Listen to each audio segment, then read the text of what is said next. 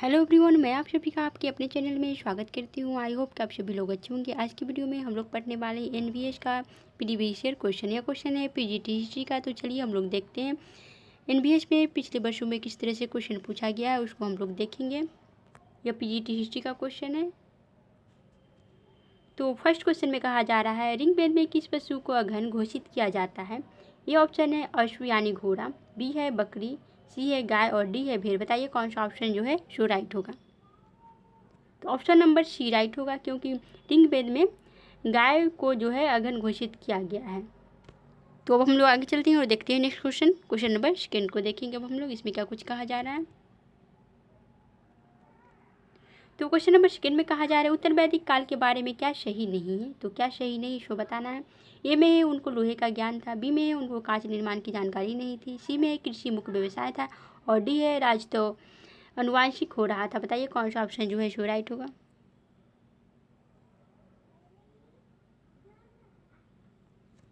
तो second option right होगा, उनको कांच निर्माण की जो है जानकारी नहीं थी। उत्तर वैदिक काल के लोगों को जो है कांच निर्माण की जानकारी नहीं थी, नहीं बताना है इसमें। उनको लोहे का ज्ञान हो गया था उत्तर वैदिक काल के लोगों को। उसके बाद कृषि मुख्य व्यवसाय था उत्तर वैदिक काल के लोगों का, और राजतत्व जो है आनुवंशिक हो रहा था उत्तर वैदिक काल में। तो क्वेश्चन के अनुसार बी ऑप्शन राइट होगा, उनको कांच निर्माण की जानकारी नहीं थी। तो अब हम लोग आगे चलते हैं और देखते हैं next question. Question number third को देखेंगे।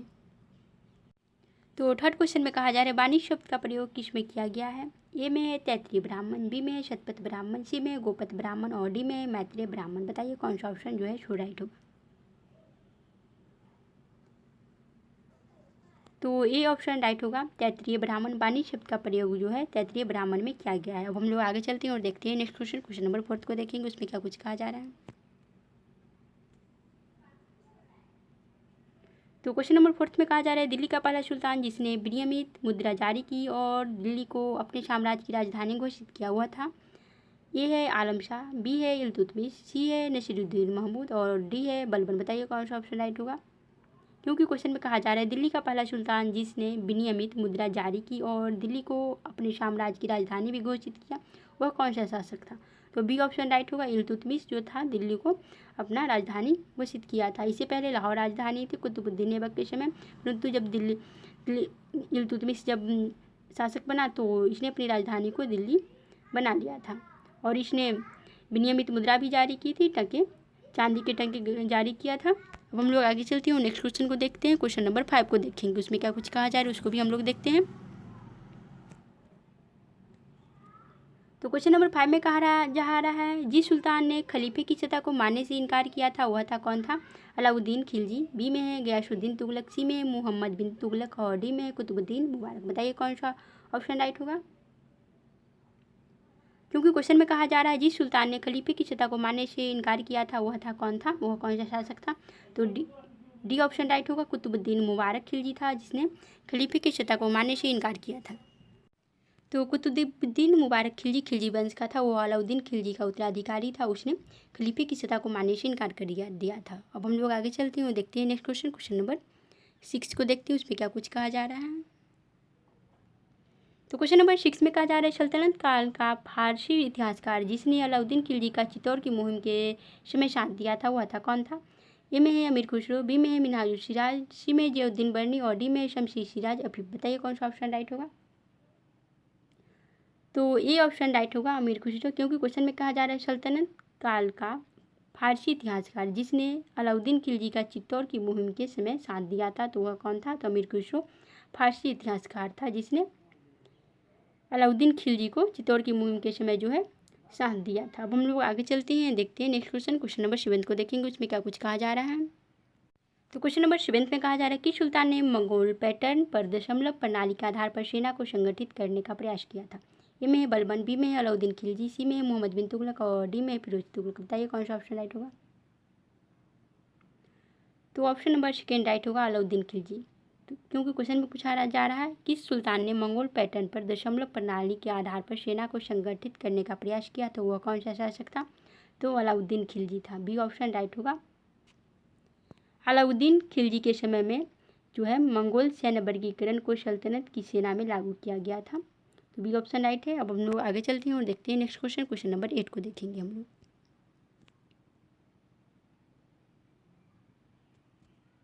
तो क्वेश्चन नंबर 8 में है अहबाब थे, क्या थे अहबाब?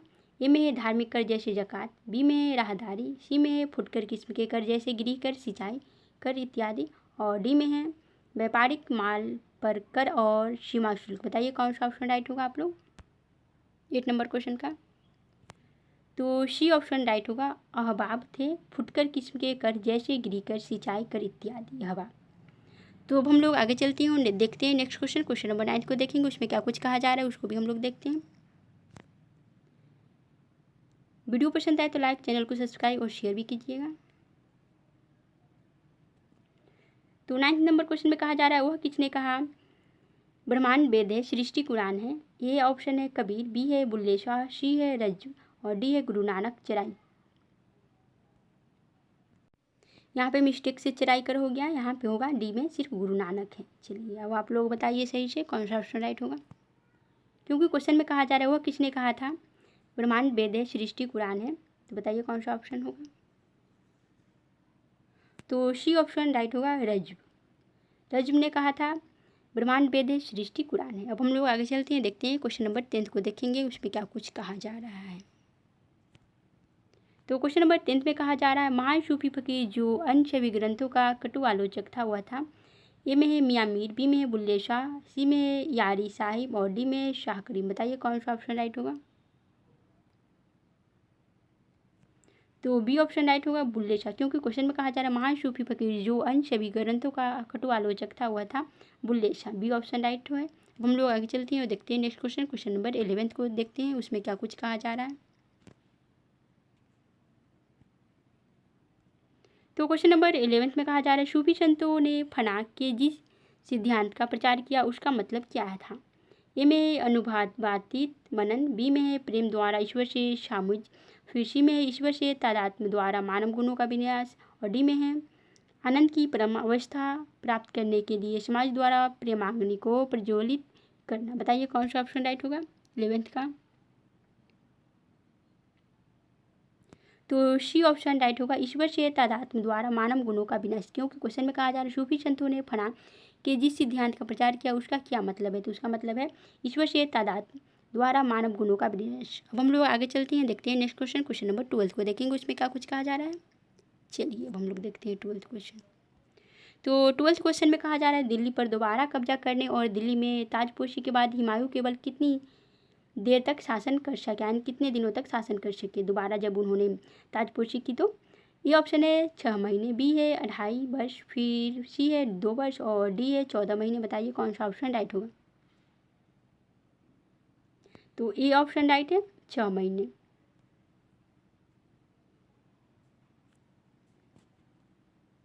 तो दिल्ली पर कब्जा करने के बाद जो है दोबारा हुमायूं का ताजपोशी कब हुआ? तो 23 जुलाई 1555 को हुई थी ताजपोशी, 1555। उसके बाद मृत्यु जो है 27 जनवरी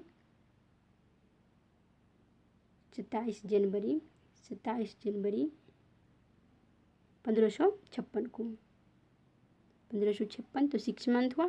चलिए अब हम लोग आगे चलते हैं और देखते हैं नेक्स्ट क्वेश्चन, क्वेश्चन नंबर 13 को देखेंगे, उसमें क्या कुछ कहा जा रहा है। तो इसमें कहा जा रहा है JUST।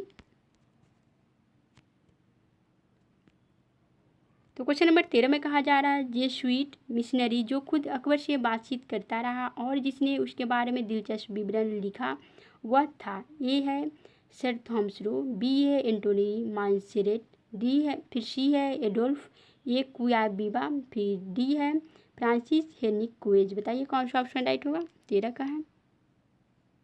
तो बी ऑप्शन राइट होगा, एंटोनी मांसेरेट, क्योंकि क्वेश्चन में कहा जा रहा है जेसुइट मिशनरी जो खुद अकबर से बातचीत करता रहा और जिसने उसके बारे में दिलचस्प विवरण लिखा वह है एंटोनी मांसेरेट। चलिए तो अब हम लोग आगे चलते हैं, देखते हैं नेक्स्ट क्वेश्चन, क्वेश्चन नंबर 14 को देखेंगे हम लोग। तो क्वेश्चन नंबर 14 में समकालीन मुगल इतिहासकार जिसने अकबर के खिलाफ आरोपों की फहरिस्त तैयार की और उसको इस्लाम का दुश्मन कहा वह था? ए में है बदाऊनी, बी में है निजामुद्दौला, सी में है अब्बास खां शेरवानी और डी में है निजामुद्दीन अहमद। बताइए कौन सा ऑप्शन राइट होगा? तो ए ऑप्शन राइट होगा, जियाउद्दीन बर्नी था जो कि अकबर के खिलाफ आरोपों की फेहरिस्त तैयार की और उसको इस्लाम का दुश्मन भी कहा। बदायूनी जियाउद्दीन बर्नी था, उसी ने अकबर को इस्लाम के खिलाफ बताया और इस्लाम का दुश्मन भी कहा। इसने बदायूनी जो था वो रजमनामा नामक का पुस्तक लिखा था। महाभारत का फारसी में अनुवाद किया था रजमनामा नामक से। चलिए तो अब हम लोग आगे चलते हैं और देखते हैं नेक्स्ट क्वेश्चन नंबर 15 को देखेंगे, उसमें क्या कुछ कहा जा रहा है।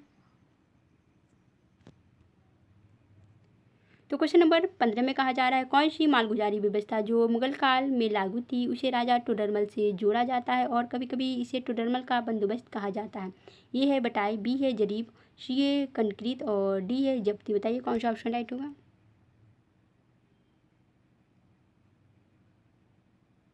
तो डी ऑप्शन राइट होगा, जब्ती, क्योंकि क्वेश्चन में कहा जा रहा है कौन सी मालगुजारी व्यवस्था जो मुगल काल में लागू थी उसे राजा टोडरमल से जोड़ा जाता है और कभी कभी इसे टोडरमल का बंदोबस्त भी कहा जाता है, तो जब्ती, डी ऑप्शन राइट है। चलिए तो अब हम लोग क्वेश्चन नंबर 16 को देखते हैं। यह आज की वीडियो का लास्ट क्वेश्चन है, क्वेश्चन नंबर 16। चलिए इसे भी हम लोग देख लेते हैं। मुगल वास्तुकला किसके सुखद मिश्रण को दर्शाती है। ए है तुर्की और फारसी शैली, बी है तुर्की और अफगान शैली, सी है फारसी और भारतीय शैली और डी है तिमूरी और भारतीय शैली। बताइए कौन सा ऑप्शन राइट होगा। तो ऑप्शन नंबर डी राइट है, तैमूरी और भारतीय शैली, क्योंकि क्वेश्चन में कहा जा रहा है मुगल वास्तुकला किसके सुखद मिश्रण को दर्शाती है, तो तैमूरी और भारतीय शैली को मुगल वास्तुकला सुखद मिश्रण को दर्शाती है। चलिए तो आज के लिए इतना ही रहेगा, फिर मिलेंगे नेक्स्ट वीडियो में।